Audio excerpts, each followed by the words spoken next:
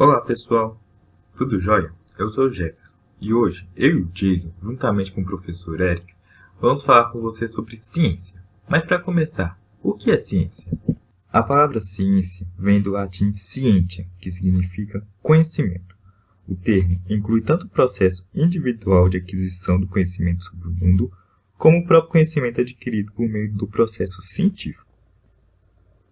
A ciência tem como objetivo explicar, descrever e prever os fenômenos a partir do desenvolvimento de procedimentos metodológicos, que possam ser sempre verificados e reproduzidos. Mas como isso é feito?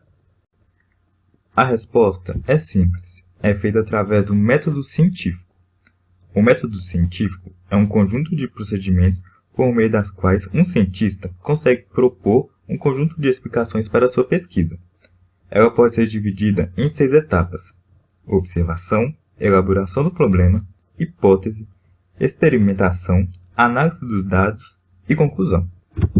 A primeira etapa é a de observação, é onde o pesquisador observa uma determinada matéria ou fenômeno. Logo após, a segunda etapa é a etapa de elaboração do problema. O pesquisador elabora perguntas sobre o fenômeno ou material analisado, como, por exemplo, por que esse fenômeno ocorre, como esse fenômeno ocorre, para assim chegar na terceira etapa, que é chamada de hipótese. A hipótese é a etapa que o pesquisador responde às perguntas feitas na etapa anterior. Essas respostas podem ser pautadas em seu conhecimento prévio sobre materiais ou fenômenos semelhantes.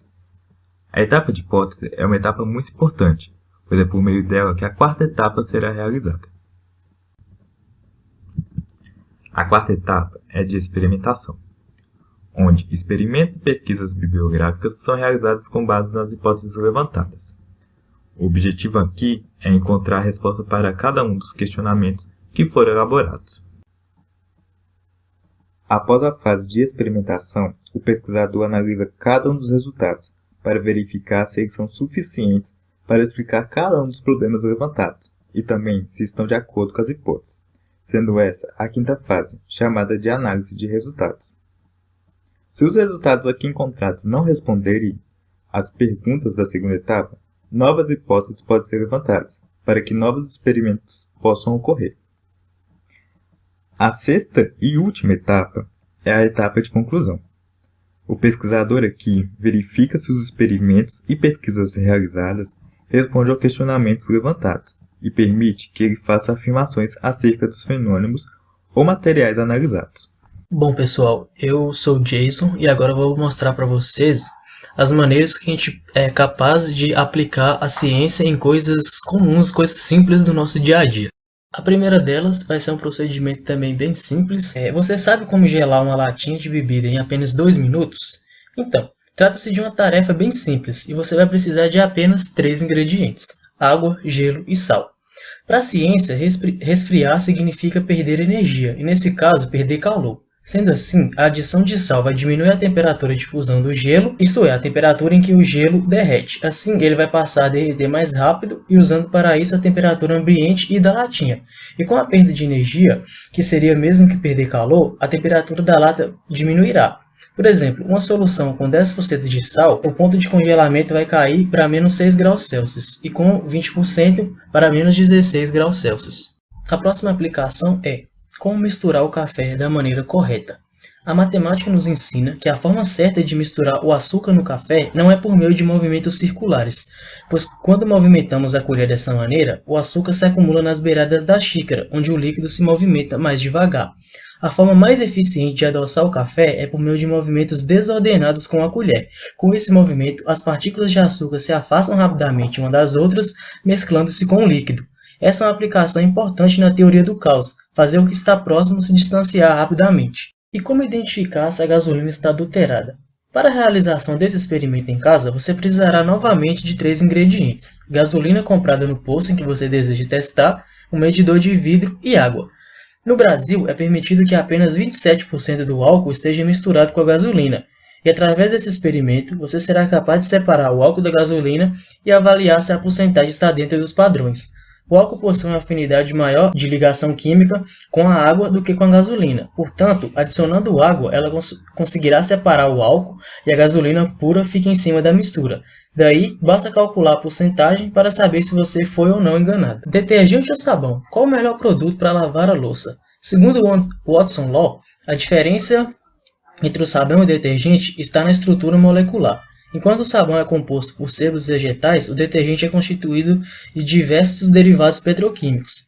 O sabão tem uma desvantagem em relação ao detergente, não é capaz de atuar na presença de cálcio, magnésio e ferro. Entretanto, se pensarmos no ambiente, o sabão de barra leva vantagem, visto que se trata de um produto biodegradável.